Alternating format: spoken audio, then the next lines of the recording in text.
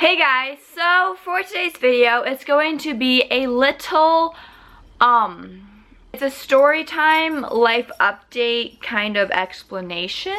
Today's video, I was not sure if I was going to make this video. I have filmed it at least 3 times within the past month and a half, and I don't know. This is a bit more of a life update than story time, but there's a story involved in this life update. Back in August, right around when senior year started for me, I did graduate, so you know, here I am gonna go to college. Yeah, my senior year was terrible, to say the least. 2017 was just like a really hard year. Not school-wise, I was doing okay, like with grades and everything, but like socially and friend-wise and family-wise, like it was just like all just down the drain, so that really didn't help with anything. The main story in this video is how I ended up in the hospital. In August, I've had a few friends of mine make comments to me about losing weight, and I'm with myself every day, so I never noticed anything being wrong. I didn't notice my stomach getting flatter, if my legs and arms got smaller. I did not notice a thing. So a couple months go by, and all I realize is that I'm drinking a lot of water, and with water you're like going to the bathroom a lot, and that's all I really said. I was like, well, maybe I'm just drinking more water, you know, like flushing all the toxins out of my system, you know, having so much water a day. And my aunt was like, nah, like you're drinking too much water, and water just doesn't make you drop a lot of weight. December goes by, January goes by, and then it's February. I'm in New York Fashion Week, and then I'm in Disney in March, I want to say. I felt totally fine, on my game, good to go. I'm like a little tired, but like I thought I was a moody teenager and I just like to take a nap after school, and that was it. And then I had senior project starting for my school, which was at the end of April.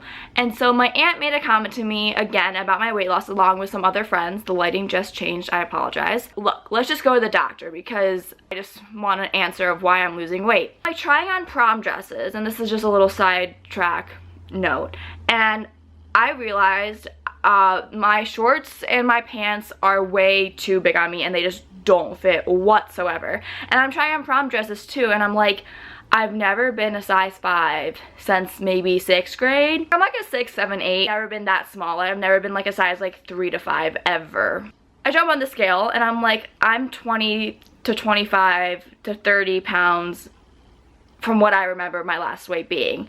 So we went to the doctor and they tested my urine and everything like that, and it came back that I had sugar in my urine. And for anyone that doesn't know, I did not.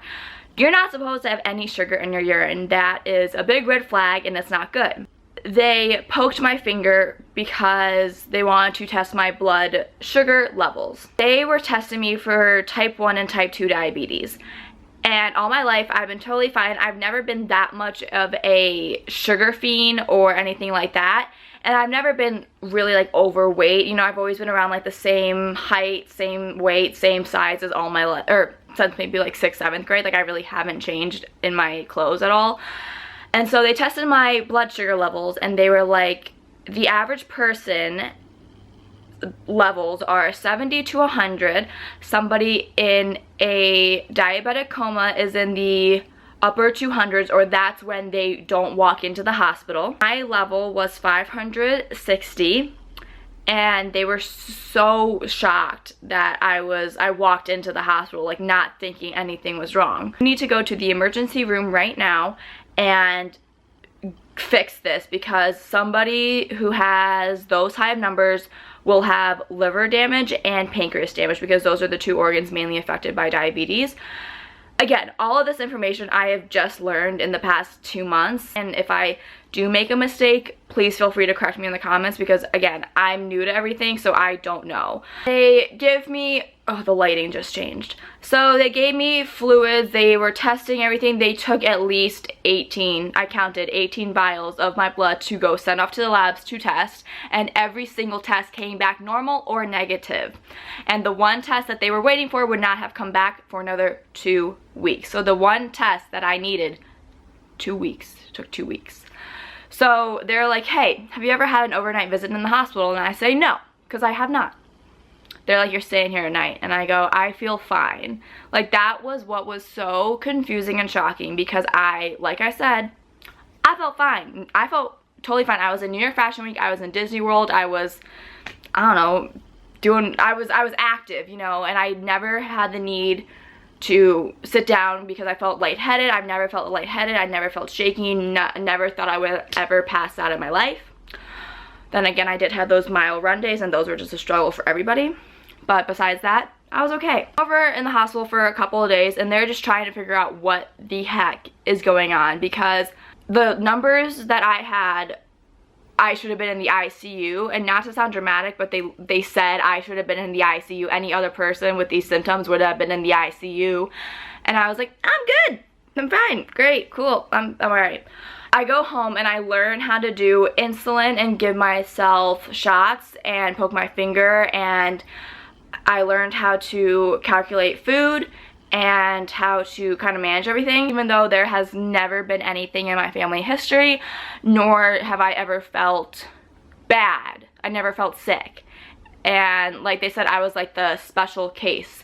And I'm talking about not just like ER doctors or just like general doctors. I'm talking about like people that study type 1 diabetes. They do not know what is going on. Wait the 2 weeks. I'm taking the insulin for my food. I don't know. I was told I'm handling it better than most people might, or I learned faster than the average Joe, so to say. I don't know. I guess I just kind of picked up on it. And I was like, well, if this is it, like, alright, like, I don't really have a choice here. It sucks, but I'm just gonna do it. I cried a few times. Yes, I'll admit that, because it sucks, and it's a very big, life-changing thing. And I understand people that have had it since they were born, and they're like easy peasy lemon squeezy, but like, I was 17 when I found out. Like, I was fine for 17 years. I had no clue for 17 years, almost 18 years, that I like had a medical issue, so to speak. I feel like everyone who thinks of diabetes, they think of type 2 diabetes for people that are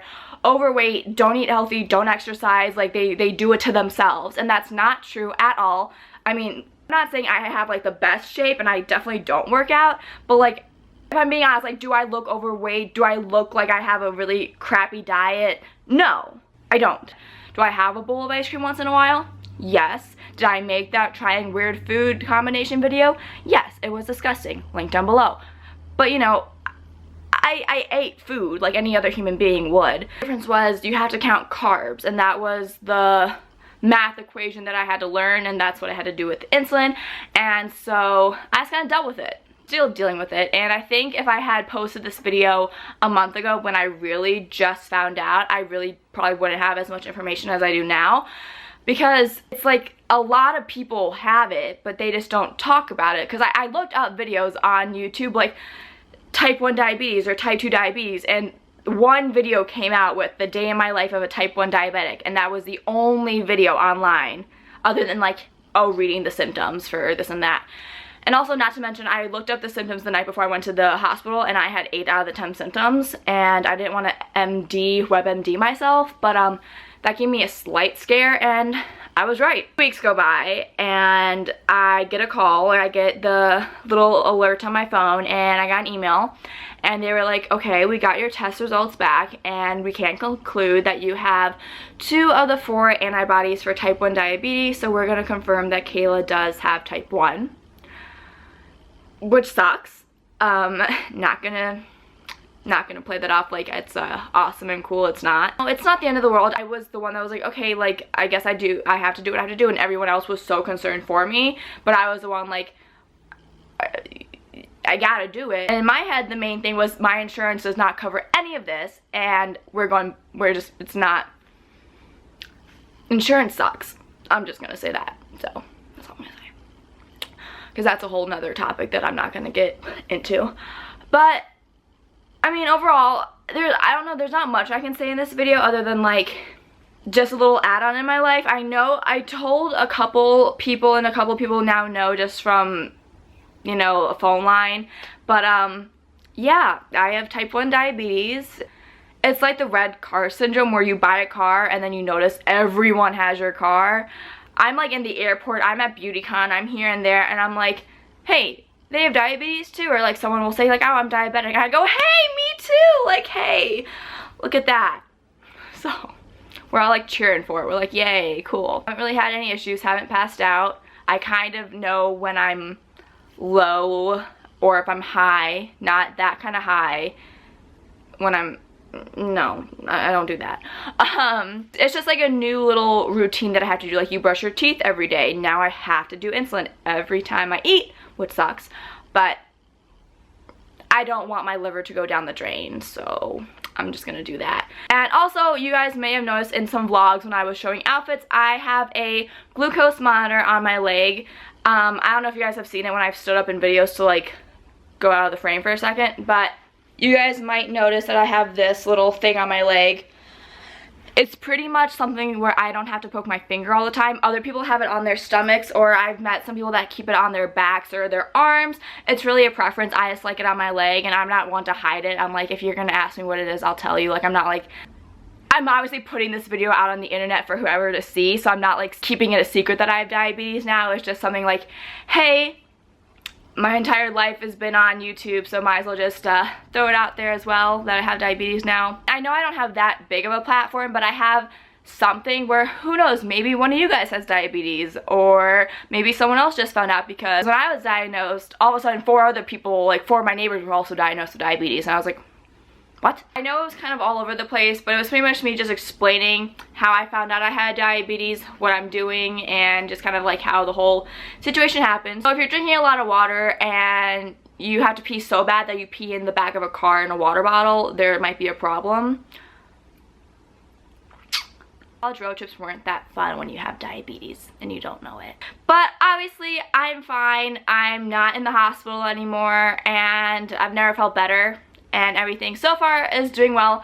On a brighter note, I'm going to college, I'm packing up, I leave for Europe, and those vlogs and video diaries are going to be so freaking fun, and I'm so excited. So like I said, I'm not going to let this little thing like hold me back. Everyone was kind of like, oh, there's like groups you can join, and I'm like, I don't really want to be a part of a group. I understand some people do need that, but for me it's just kind of like a little extra thing I have to do, and that's it. I'm not going to let it control my life. I'm not going to let myself get to the point of being hospitalized where it does control my life.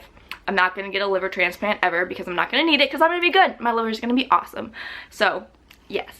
So, that is this video. I get it was kind of slightly depressing, but just a little life update. I'm okay. And I will see you guys in my next video. Bye, guys.